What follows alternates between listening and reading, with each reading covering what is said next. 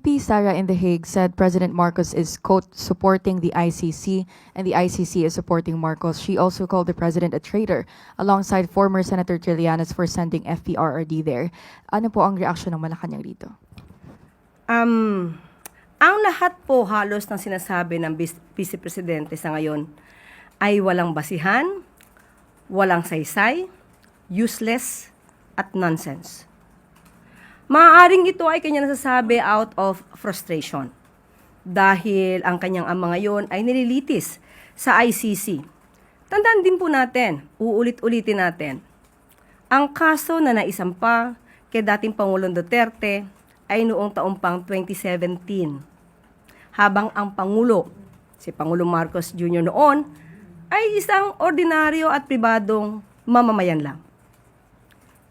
Hindi ito kasalanan ni Pangulong Marcos Jr. Tumutupad lang ang Pangulo sa batas. Kung meron dapat sisihin, walang iba, kundi ang kanyang sariling ama. Dahil sa mga pag-amin nito na siya mismo ay pumatay at nagpapatay. Kasama ang ibang mga co-perpetrators. Malamang ay ikanalulungkot lamang niya dahil ang ICC ay isang impartial court. Hindi maaaring gamitan ng impluensya at hindi kayang takutin, nasaktan o anumang pwedeng gawing karahasan. So, muli, ang mga sinabi po ni Vice Presidente ay pawang walang katotohanan, useless, baseless, nonsense. Yusek, nagbago na po ba yung pagtingin ng Pangulo na hindi tayo babalik sa ICC? Sa ngayon ay wala pa rin pong anumang update. Katulad pa rin po ng aking sinabi, sa ngayon ay wala pa po na pag-uusapan kung kinakailangan ng mag-rejoin sa ICC.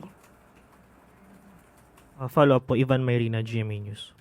Yusek, maidagdag ko na rin, in describing gun violence, VP Sara in that same speech said that she can hire a gunman for 5,000 pesos in the Philippines to kill her husband's mistress, citing a hypothetical example.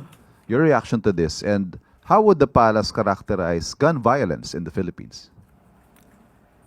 Ang Pangulo po at ang administrasyon na ito ay kumakalaban po sa mga criminal acts, sa mga ginagawang krimen. Kung siya naman po pala ay mayroon ng kinalaman patungkol dito, hindi po ba dapat siya ay tumulong para ito ay mabawasan?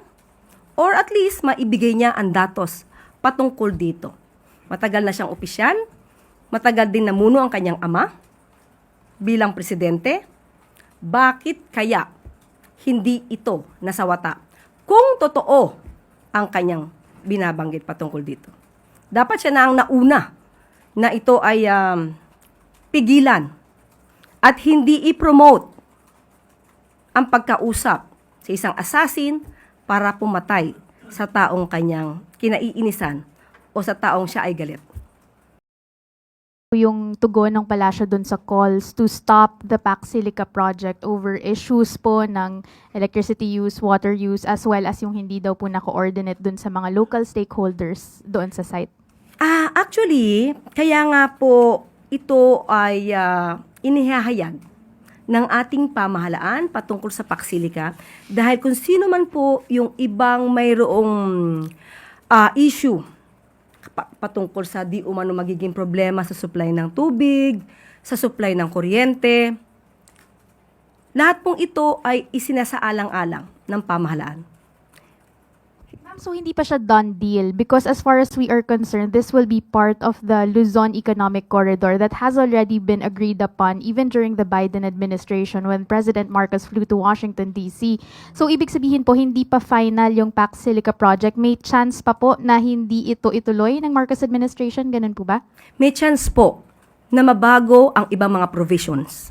Kung ano po yung maaari pang mas maging magandang idulot sa ating mga kababayan, sa bansang Pilipinas, and of course, sa mga partners, yun naman po ay isa sa alang-alang.